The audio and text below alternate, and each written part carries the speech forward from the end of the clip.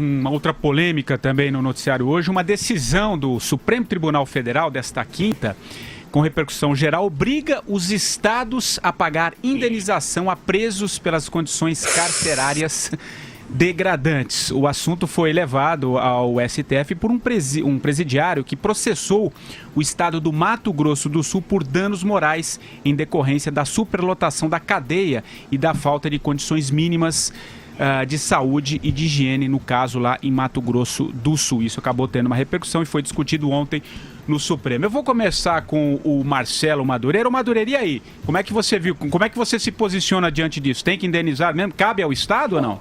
Eu acho o seguinte, em tese até, acho que está certo. O Estado, uma vez que o indivíduo preso ele está sob a custódia do Estado e o Estado não dá a mínima condição, né, de vida minimamente digna para o prisioneiro lá, para o apenado, ele acha que faz sentido o cara processar.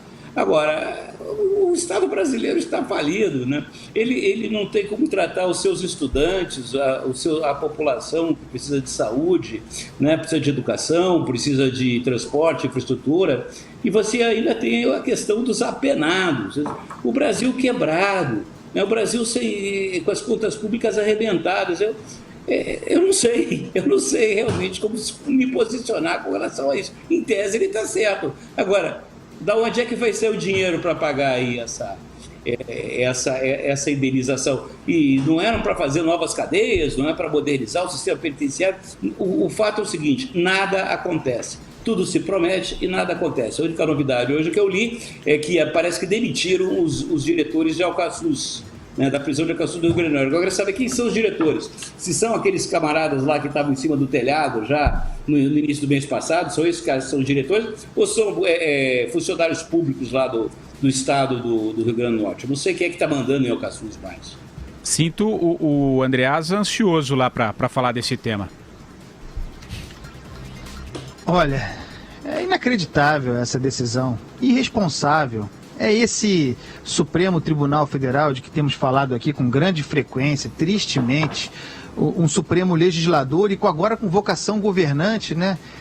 Desafiando não era só a Carmen Lúcia dando canetada para permitir a desobediência fiscal dos governos. Agora o STF impõe aos governos gastos, né? Impõe que os governos têm que gastar mais do que podem.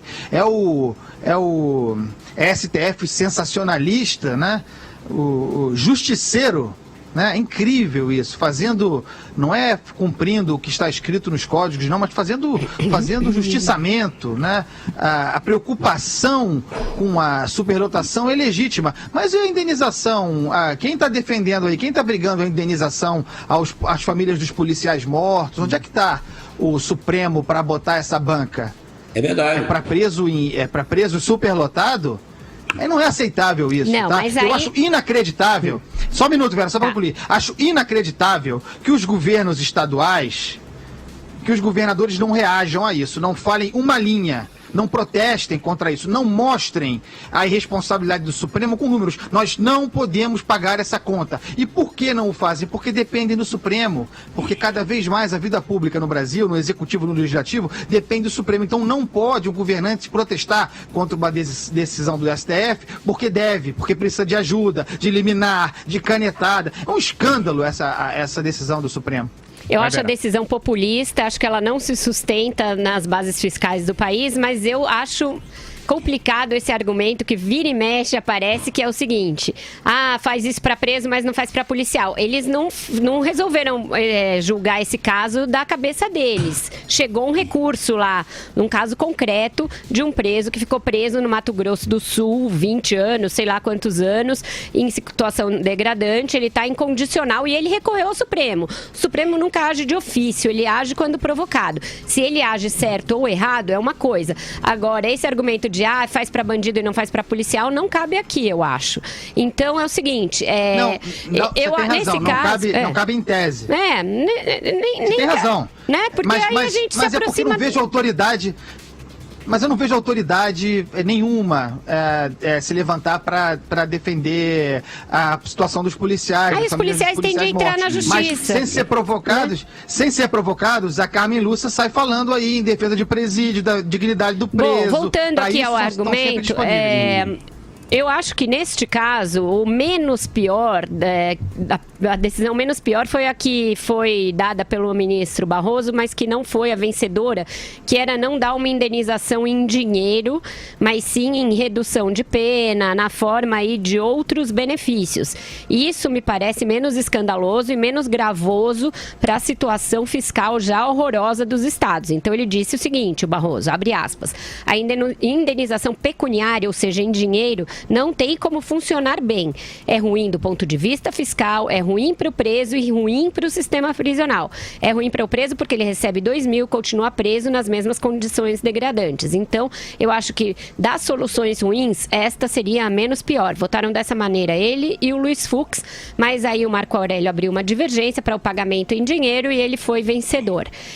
Eu acho ruim, acho que não é sustentável, eu acho que o Supremo agiu de maneira populista, porque sim, em condições ideais, todo mundo gostaria de um sistema prisional e carcerário que não ferisse a dignidade dos presos, e eu acho que o judiciário tem que zelar por isso, tem de punir os estados que não oferecem isso e tudo mais. Agora, a indenização vai quebrar os estados todos, é uma irresponsabilidade fiscal do Supremo. É que o judiciário, só uma coisinha, Andreasa, o judiciário brasileiro, ele acha que o tesouro é uma fábrica de fazer dinheiro, ele acha que o dinheiro nasce em árvore. O dinheiro público, ele brota do chão, cai igual chuva, eles não têm noção de contas públicas. Tanto que os salários do próprio judiciário, principalmente do judiciário dos estados, são extravagantes. Aqui no estado do Rio de Janeiro, quer dizer, lá no estado do Rio de Janeiro, por exemplo, é impressionante como os maiores salários são do Poder Judiciário do Estado, que só contribuem para quebrar ainda mais. E são aqueles que o salário não atrasa. Porque eles estão lá no judiciário tomando conta das sentenças e tal, e dando liminares para serem pagos. Vai, André. Não, a gente está de acordo aqui, né? E o que me chama a atenção é o avanço do Supremo sobre funções alheias, né, dos outros poderes. E de forma muito extravagante, né? O Supremo hoje em dia é um poder extravagante, imprevisível, né? Que a margem do Código, da Constituição que deveria guardar, sai formulando. Então, de repente, o ministro, como a Vera disse, o Marco Aurélio, abre divergência fixando valores a serem pagos para o preso e não está nem aí para quem vai pagar. É muito perigoso. O mais bizarro desse pedido... e que pelo menos não passou, é que o preso pedia ainda uma outra indenização por danos morais. E aí, preso falar em danos morais perto do que ele pode ter cometido, aí a gente ia abrir uma caixa de Pandora bizarra, né, para discussão. Preso condenado por latrocínio, tá? Pelo menos isso eles recusaram. Preso condenado por latrocínio pedindo indenização moral.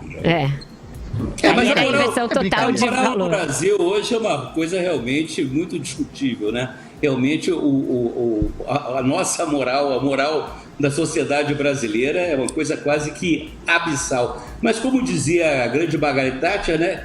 Os nossos juízes deviam entender que não existe dinheiro público, né? Existe dinheiro. Eu acho o seguinte, o Supremo tinha que ter se dito incompetente para julgar isso, tinha de ter dado um jeito de não deixar prosperar isso, porque vai gerar uma série de ações correlatas, iguais. Vai virar uma bola de neve esse negócio lá dentro, e vai virar um efeito cascata que não tem como ser cessado. Eles tinham de ter dado uma estancada nesse pedido.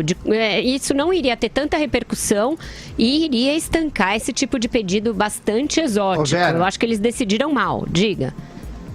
Queria fazer uma sugestão que a melhor forma de resolver isso e de evitar, portanto, parar nesse sistema carcerário bizarro do Brasil, não cometa crimes. É o melhor caminho, resolve o problema. Agora, só para lembrar, né, ontem o Paulo Roberto Costa também estava duro, não conseguia dinheiro para vir depois em Curitiba, coitado. Mais uma pena. Só que ele tem aquela argolinha eletrônica, né? De repente a situação dele é assim, não, mas de repente ele vai pedir também danos morais. Se eu sou um governador do estado, eu vou cobrar essa indenização lá das facções criminosas. Não são elas as responsáveis pelos presídios? Então que paguem pelas condições que elas impõem lá dentro.